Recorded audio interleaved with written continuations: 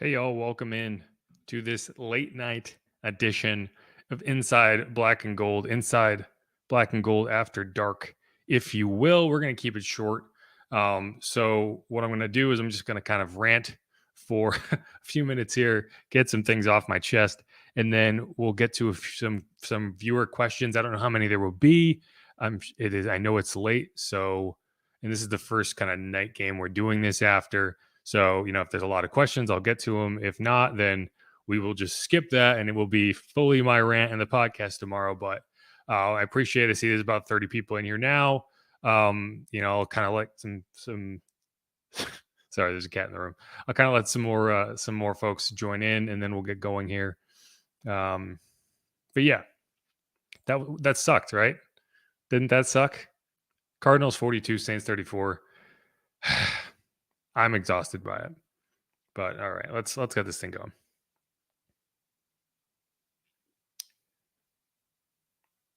Trying to think of how to open. Well, that sucked, didn't it?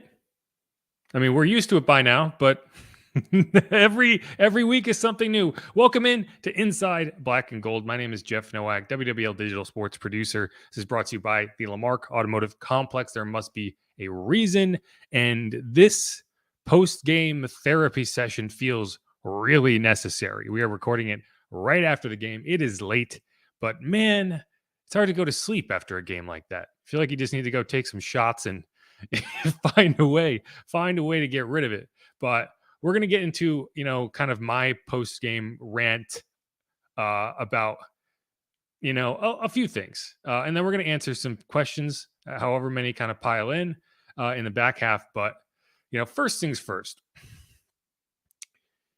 This is not a good football team. Just say it straight up. I keep hearing about all the talented players on this team and how good the defense is supposed to be and how good the offense is supposed to be. I'm part of that. I spent training camp watching this team and I felt like, these players can go out there and win at a high level in the NFL. To this point, 7 games, 7 weeks of football, that has not been the case. Whether it's been mistakes, whether it's just been bad football, it has not been a competitive football team. This has, you can look at it and say, a lot of times you can look at a 2-4 record, 2-5 record and say, well, if this had happened, if that had happened, if Willet's kicked it a foot farther, or, if Jameis hadn't gotten hurt. I mean, every season has those mistakes, but this is very much a 2-5 football team right now.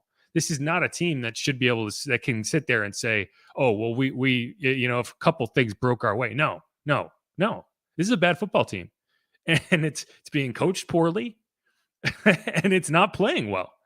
And at a certain point, you have to start making changes. I don't know what they are, but you have to start making significant changes to find a way to get this thing working. I don't know, I kind of got into it with people on Twitter after the game, which was like, okay, the season's not over, right? The season is teetering on the edge of being over. But with the way the NFC is right now, objectively, the season is not over for the Saints. They are 2-5. They need to win a lot of their remaining games, but it is not over. The problem is, the problem isn't that the season's over. The problem is literally nothing you have seen from this team through 7 weeks should make you feel like things are on the verge of turning around. Because why would they? Right? I mean, you could say, okay, you can get players back from injuries. You can do this. You can go back to Jameis. You can get Mike Thomas and Jarvis Landry back. You can get Marshawn Lattimore and Paulson Adebo back, whatever you want to say. This team didn't play well when they were in there, right? We've seen them all. So why would them coming back suddenly make this a competitive team again? I don't know.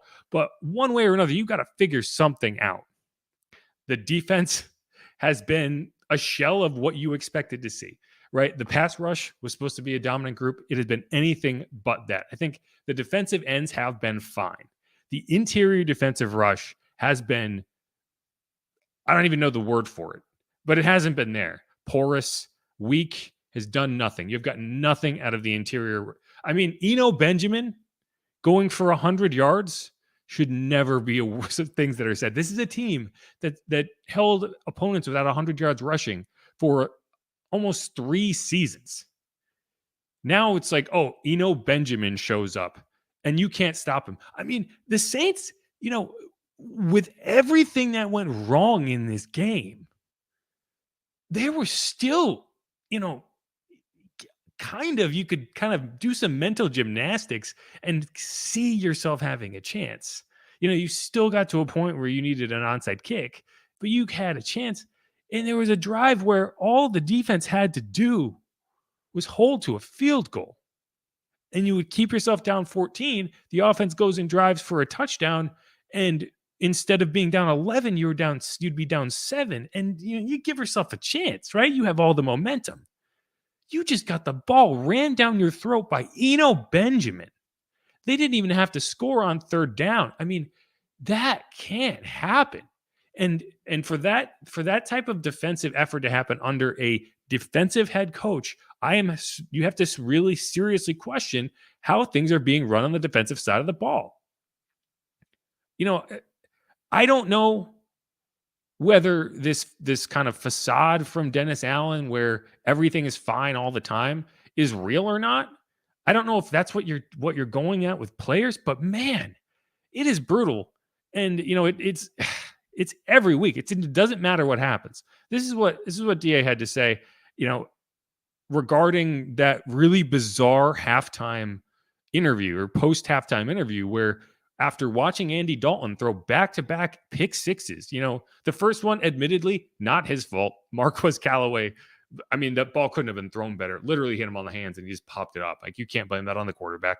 You can blame the quarterback for trusting that guy. But, if you had to pick a receiver that was on the field who you'd say has the most reliable hands, it would probably be Marquez. He doesn't get open as well as some other guys, but his hands are good.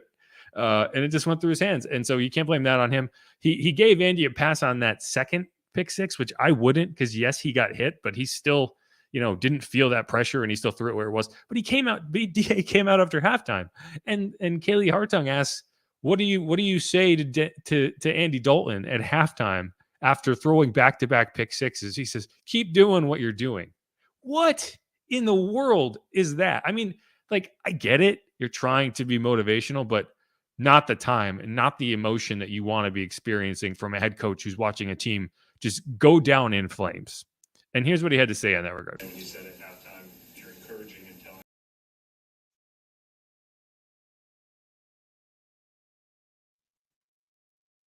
Dalton, keep doing what you're doing. And is there a fine line between encouraging and getting mad when the stakes are happening? Yeah. Well, look, I mean, I think our team knows that they're held accountable.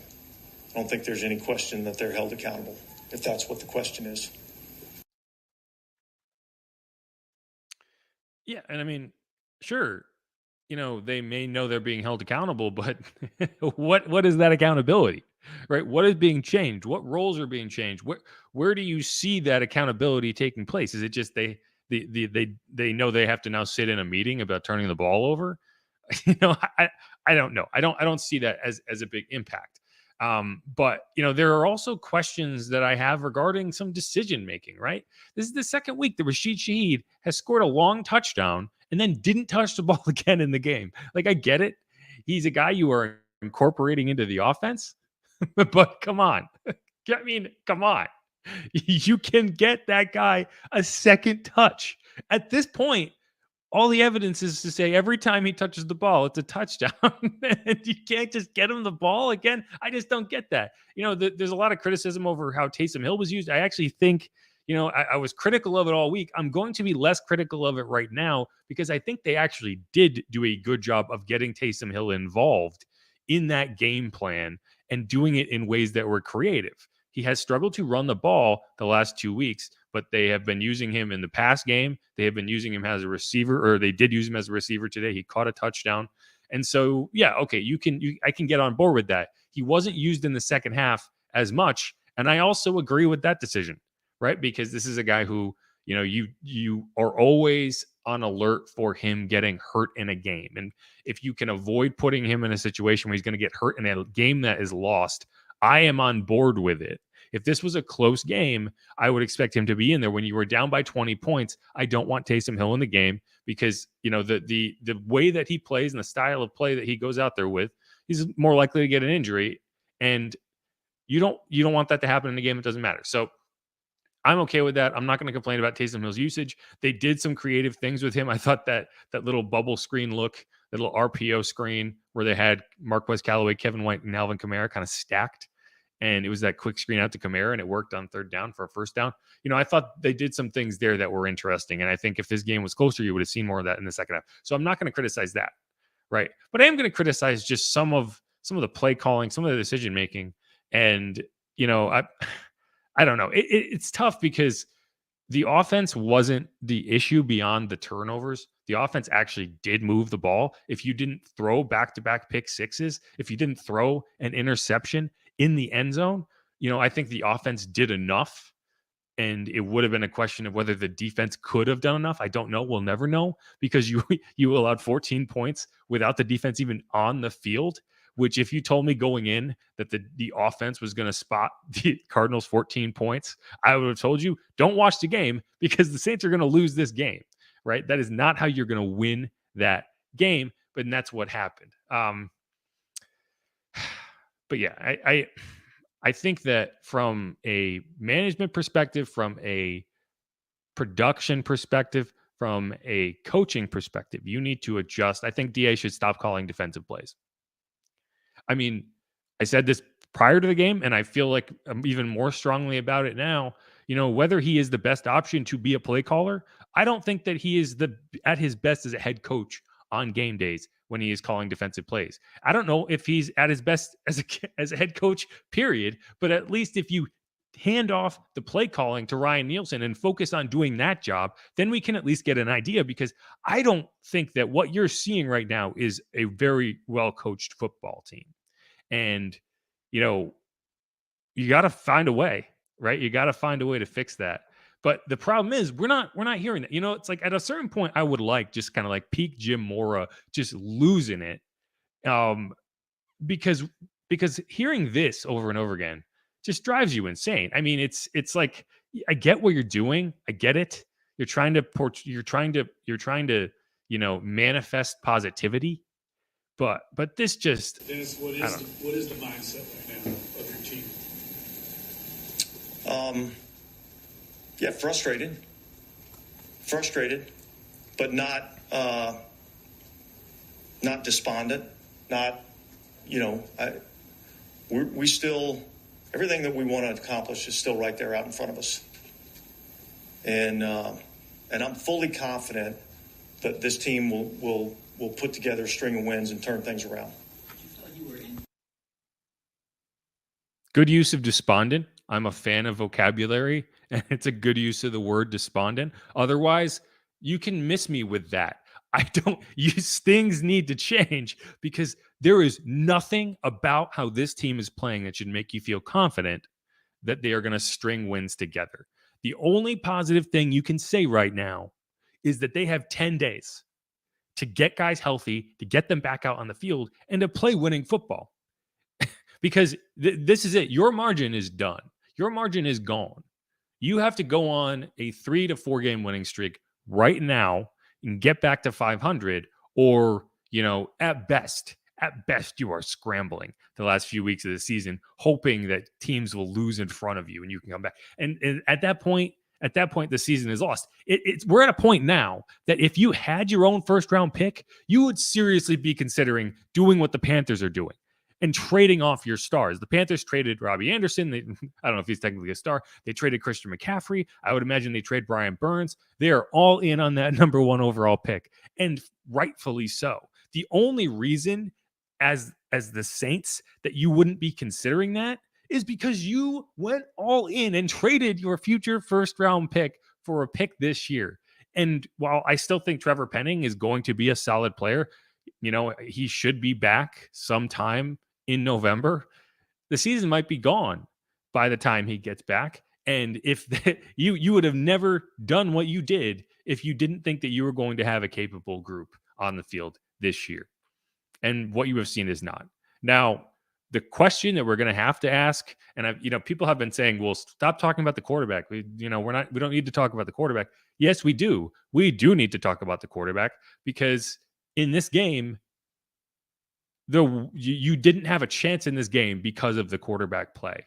And again, I will give Andy Dalton a pass on one of them because Marquez Callaway needs to catch that ball. Like, there's nothing you can do as a quarterback if you throw a ball into a receiver's hands when he's open and he pops it up in the air. But that interception in the red zone, that's all on him. That interception to Isaiah Simmons, you can say his arm got hit. That's on him, in my opinion. It didn't get tipped. He threw the ball. It went straight to Isaiah Simmons. That's on him. And Richard Sherman said it at halftime, and I agree with him. If Andy Dalton is in there throwing interceptions, it should be Jameis Winston in there. Because if you're going to have your quarterback throwing interceptions, it might as well be a guy who lets you be more explosive. And I don't know how close Jameis Winston is to being 100% healthy. 100% healthy. I don't think he has to be 100% healthy. Because who is, right? This is the NFL. Like, no one's 100% healthy. It's a question of whether he's healthy enough to play. And I think that if he is at that mark where he's healthy enough to play, you go back to him in week 8 and you hope that you can find a way to turn things around. Because if this is going to go off the rails, I'd like to at least have it going off the rails with the quarterback that it was supposed to be from the beginning, right? I don't want to see this season completely nosedive with 35-year-old Andy Dalton at quarterback. I don't, because you're not going to come back next season with 35-year-old Andy Dalton at quarterback. But if you can find a way to engineer a turnaround and this team starts playing reasonable football, the way you do that is with Jameis Winston coming in and playing at a level that you think he's capable of playing at, which is the level of a number 1 overall pick who can make things happen down the field. And, at the end of the day, it's tough because I don't know if this defense is good enough, right? That's one of the reasons that I think you do have to go to Jameis Winston, because this defense ain't stopping anybody, right? And obviously you don't have Marshawn Lattimore. He's going to come back. You'll be a better defense. Pete Werner has been great. I think DeMario, he's still solid. He's still playing well, but I don't think that he is having the impact that you saw from him the last few seasons. And maybe part of that is the players around him. Not, he has to do a lot more to make up for that. But, right now you're looking at Chris Harris.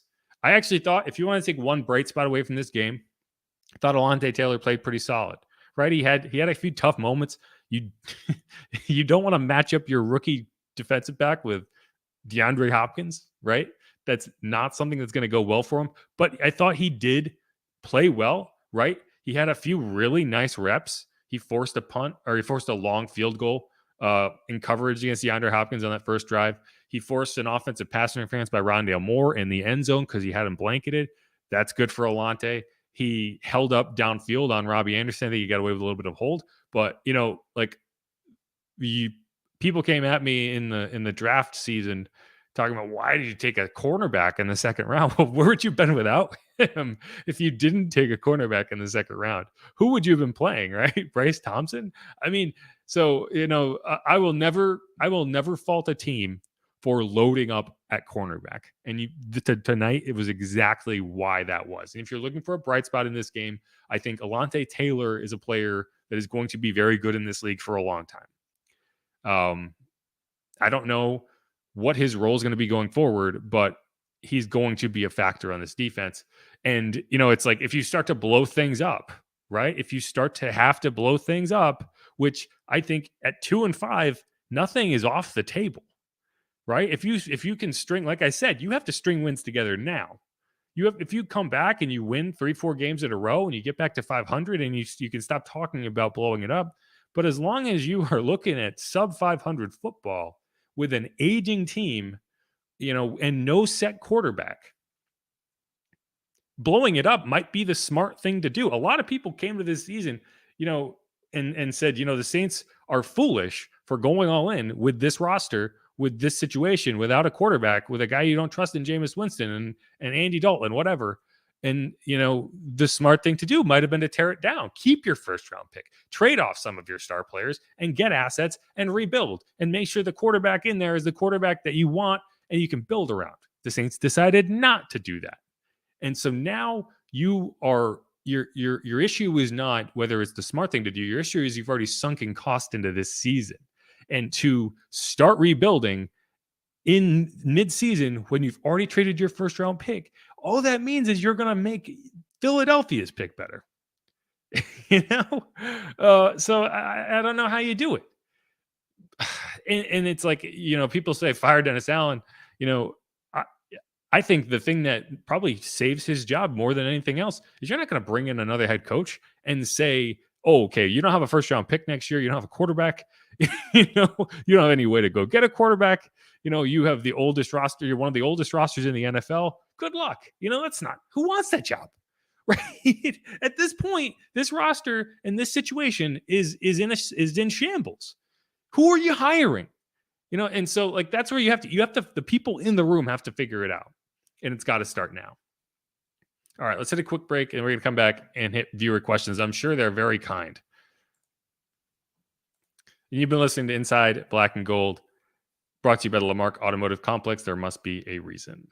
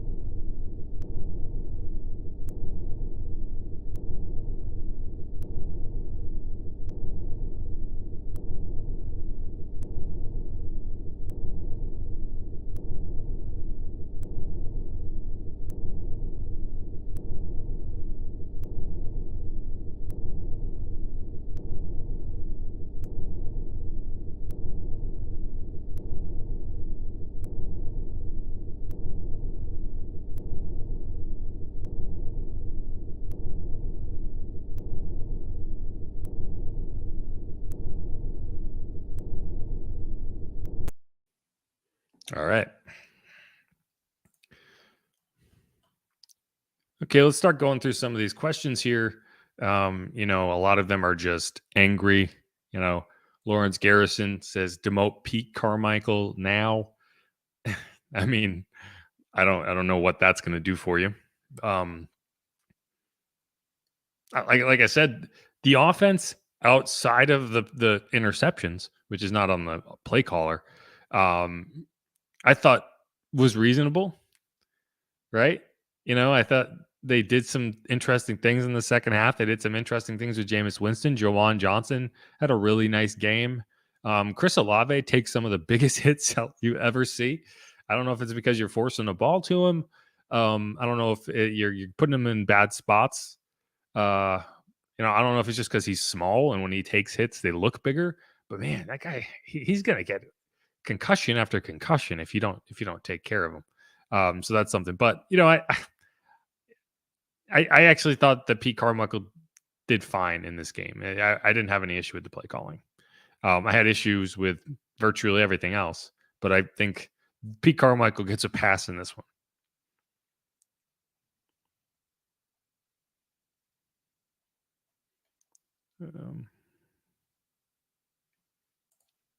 Boadi says, all I'm going to say is DA's win percentage is 238.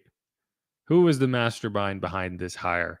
Yeah, I mean, going in, you could say, it's unfair to judge Dennis Allen by what happened out in Oakland because the team was set up to fail and they didn't have any picks. They didn't have a quarterback, blah, blah, blah. And it crashed and burned. He learned from his mistakes, all this, all that. And, I think that to an extent you buy that. Like it's a reasonable thing. And he came in here and he masterminded the kind of resurrection of this defense into a group that you felt like could win a Super Bowl. And, you give a guy credit for that. Now you see kind of how things have gone.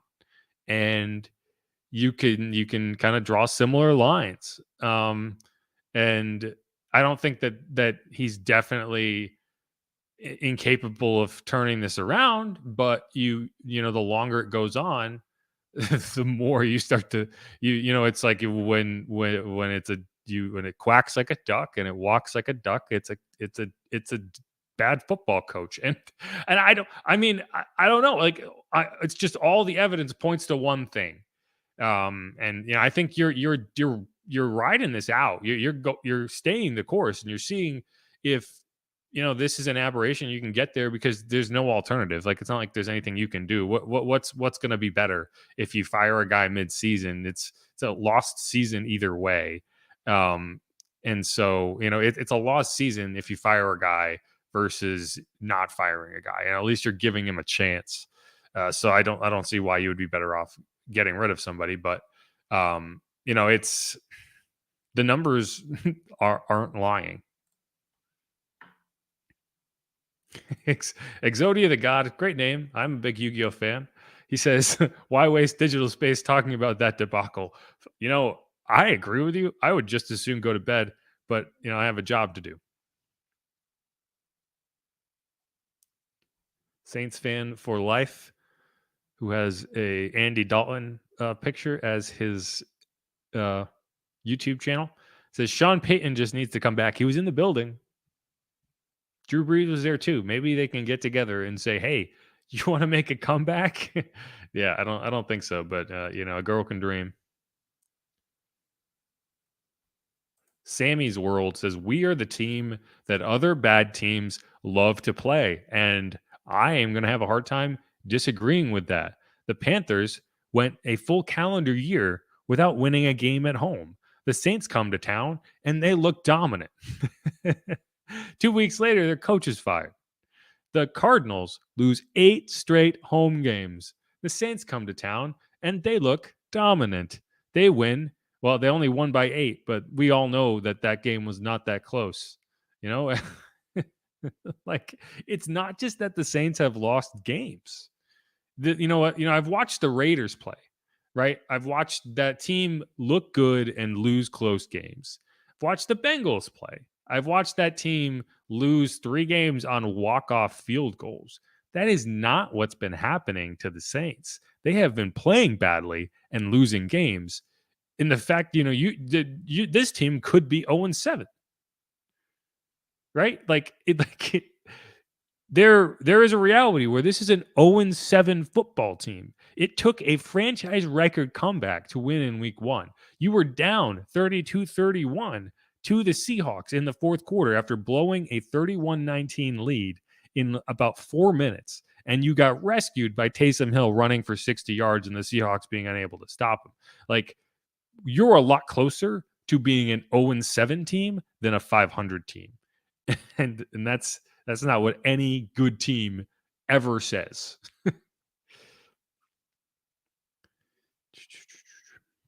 Saints fan for life says, minus those 2 pick sixes, we win this game. I mean, yeah, at a certain point, there's a lot of things that could go differently, but the fact is this team didn't play well. And, once you're down 20 points, the defense also allowed a long scoring drive and a 2-point conversion prior to that, so you had already blown that lead. I don't know if the Saints win this game. It's easy to point to, oh, well, they outscored the Cardinals in the second half and blah, blah, blah, and they made it close, but the game wouldn't have played out that way if you didn't have those pick sixes. So I don't know.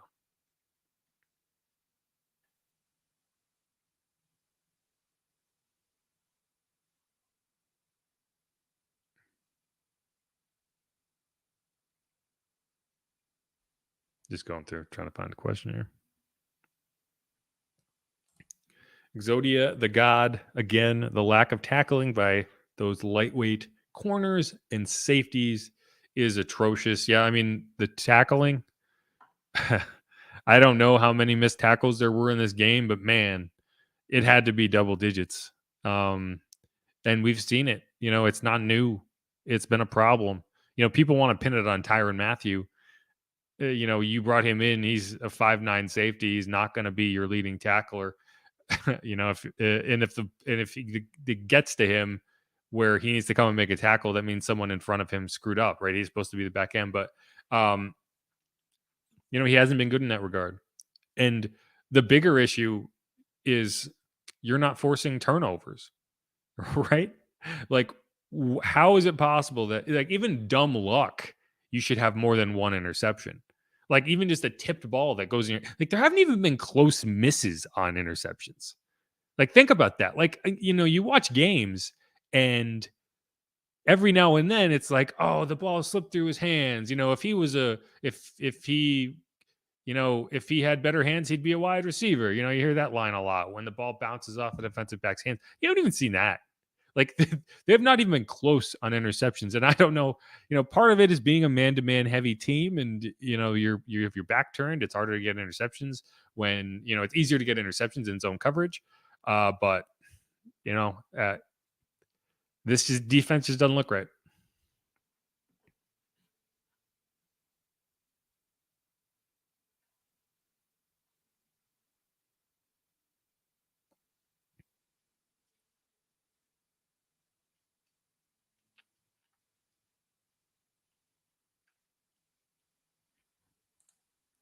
Danny Trent, he says, I've beefed a loyal fan. I think he meant Ben. He says, I've been a loyal fan for over 45 years. For the first time, I didn't watch a single snap. I DVR'd it and would have watched it if we had won. I'm tired of not winning.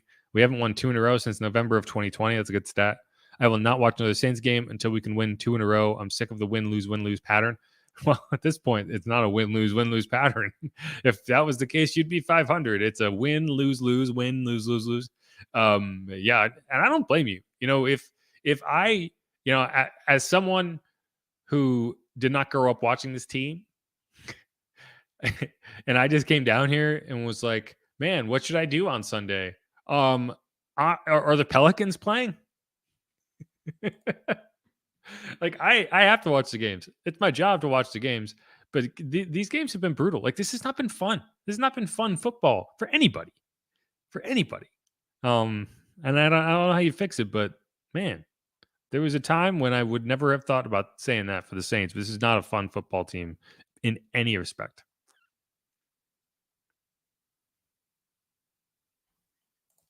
Warren Duncan, Sean Payton would have lit into Andy for all 3 interceptions. I don't think he would have lit into him for that first pick 6 because there's nothing. Like, he would have lit into Marquez Callaway. No doubt. Because that was 100%. Like there are times where it's like, oh, you don't want to let the quarterback off because he did this and blah, blah. In that case, literally, Marquez Callaway was open. Andy Dalton threw a perfect pass. Marquez Callaway had both hands on it, and then it bounced up and fell directly into Marco Wilson's hands. Like, there's nothing you can do as a quarterback. So I'm not going to hold that one against him, but I agree. He would have lit into him for that one in the red zone and for that one right after the pick 6. And, partially because, right when you allow a pick 6 like that, that is such a momentum shift. And a punt there is not the end of the world. The only thing you can't do is turn the ball over again. And whether he got hit, fine. Is like, you have to be cognizant of where you are in the field and what happens if you throw a wobbly pass over the middle, especially to Isaiah Simmons, who is probably the fastest guy on the field. Yeah, I think the culture, the reason you have Dennis Allen in there, the reason he got the job is because you're trying to maintain a culture, and that culture of kind of accountability doesn't feel like it's there.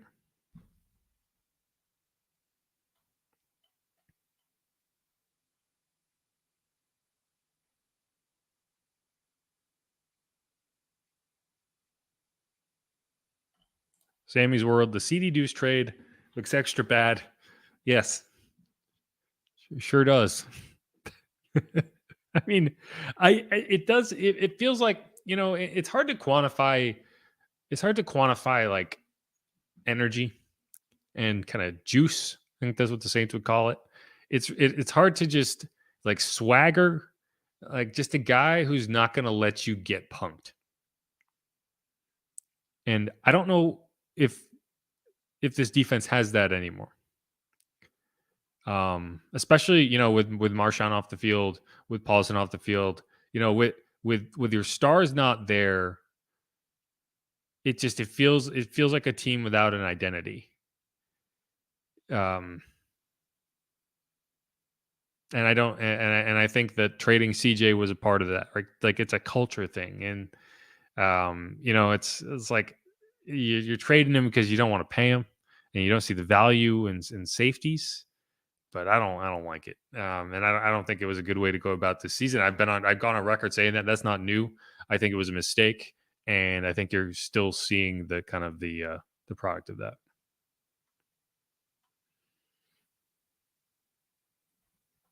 David Weil with a good question. Why did we kneel it? Why did we kneel on it with 40 seconds left in the first half? We were down 2 touchdowns at the time. Well, you had just thrown 2 pick sixes, and you were like, man, are we going to throw another one? But no, it was like objectively, I mean, that's bad. That is a bad look. If you can't trust, you have 2 timeouts in 40 seconds and a kicker who you trust from 61 yards. I get it. You're at your own 10. I mean, they're going to go in a shell and you just need to pick up 20, 30 yards in the middle of the field with 2 timeouts. And at that point in the game, they did not trust Andy Dalton to stand back there and not turn it over. And that's why when DA comes out after halftime and says, keep doing what you're doing. What?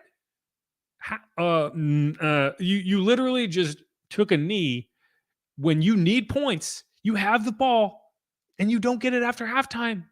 And you're just like, nah, we'll sit on this.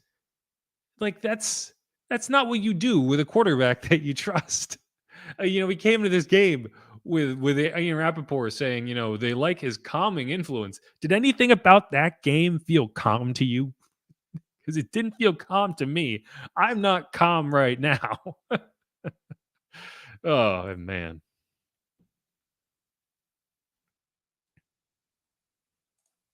Bobby Morris, they need to put the third string quarterback in. I think this is I think you're saying Jameis Winston, which is funny. I read this the first time and I wasn't sure who you were talking about. But yeah, if you're referring to Jameis, I agree. If he's healthy enough to go in, he should be the starter in week 8. Because it's like what's worse, right? You all you hear was, we trust Andy. We trust Andy. Well, that let you down.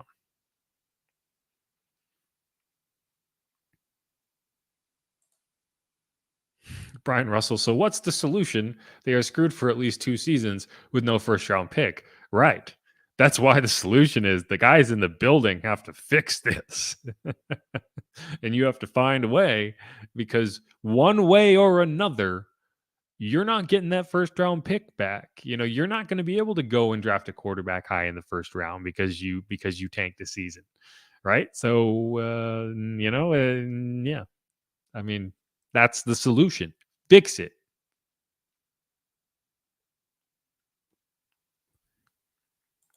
Randall Ofrecht, offense wasn't the problem, people. Well, I mean, like overall, the offense I thought was fine, but you turned the ball over 3 times and 2 of them ended up in the end zone. So that's not great. But no, I mean, I generally agree with you, but there are instances where 2 plays can decide a game, and that's what happened tonight, right? Like, we can complain about the defense all we want. That was an undermanned group on the outside, and if you went to that game hoping that they were going to lock down and clamp on this team, once Paulson Adebo wasn't in there and you're relying on Chris Harris, he's on the practice squad, guys. He's not even on the active roster. I mean, he was on this couch until 3 weeks ago. Like, that was never going to work in terms of, like, you were going to have to outscore points, which you did, and you were going to have to play clean, and which you didn't. Not even close to it.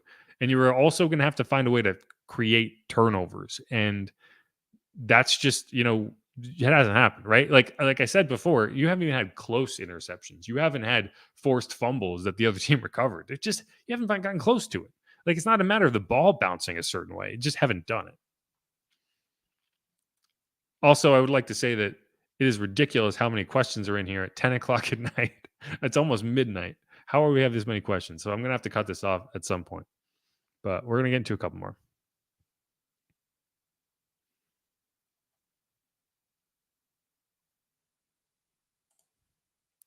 Even with the 14 points off pick sixes, we still scored enough points to win the game. People do the math. No, you didn't. Oh, come on.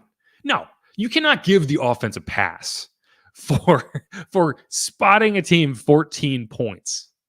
You know, you scored points in the second half because the Cardinals were up by 20. Like, come on. No, there's enough blame to go around here. And the offense is well on that.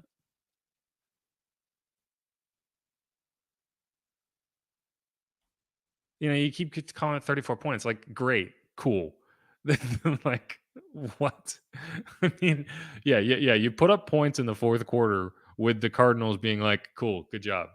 We're gonna burn clock and you're gonna score. Like, good stuff.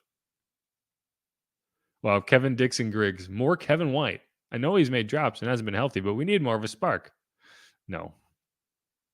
I mean, like, Kevin White's been fine. I think he's a good practice squad guy, and he made a big play today. He had 64-yard catch and run. You know, that's Kevin White. You know, but I don't think the answer is more of him. You know, I think his role as it was fine. Also, are you concerned that Pete has looked leaps and bounds better than DeMario? Never been like this before. Well, I mean, Pete's in his second year. He's getting better, and Pete has been the star of that defense, no question. You know, DeMario, I don't know. You know, he hasn't been as impactful this year as you would like to see. But it's not a problem that Pete is playing so well. You know, it's just it.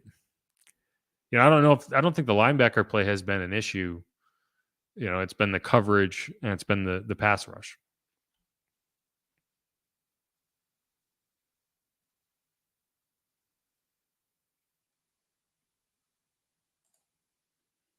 Joshua, not to stir any controversy, but imagine if Jameis throws those picks, y'all will be lighting him up. Crickets when it's anyone else. You know, I'm not giving him a pass. I'm giving him a pass on that one, the same way that I'm not going to criticize Jameis for throwing an interception on a Hail Mary, right? Like I think that the 5 interception total is overblown because, you know, the situations that he was in a couple of those. You know, the Bucks game was the only one where you could say, okay, those interceptions were rough. But the ones against the Panthers, I don't care. It was a tip ball and it was the Hail Mary. But yeah, I mean, no, those were bad interceptions. Yeah, I don't know why, you know, even the broadcast, Kirk Herbstreit was driving me nuts. It was like, you're talking about, oh yeah, Andy Dalton, you know, he doesn't throw interceptions. And he threw an interception. You're like, wow, so unusual. He threw an interception. He throws another one. Wow, crazy. He threw an interception. Come on. like you have a narrative. I guess you want to stick to it, but geez Louise.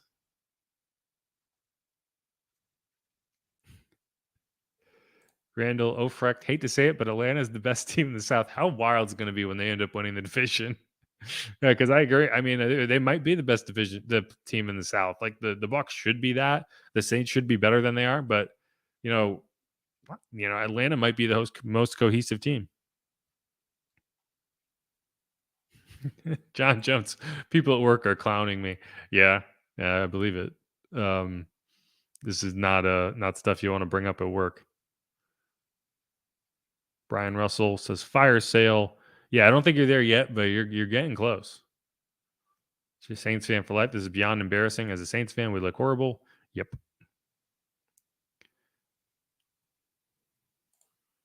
Tanner, Hudat Dupard, DA appears to lack confidence as a head coach, and it resonates in every aspect of the team. Players and coaches won't say it because DA is a nice guy, but they know it and play like a team searching for an identity. Will Loomis stay loyal to DA at 2-8? I would guess yes. That I don't think you are firing Dennis Allen midseason.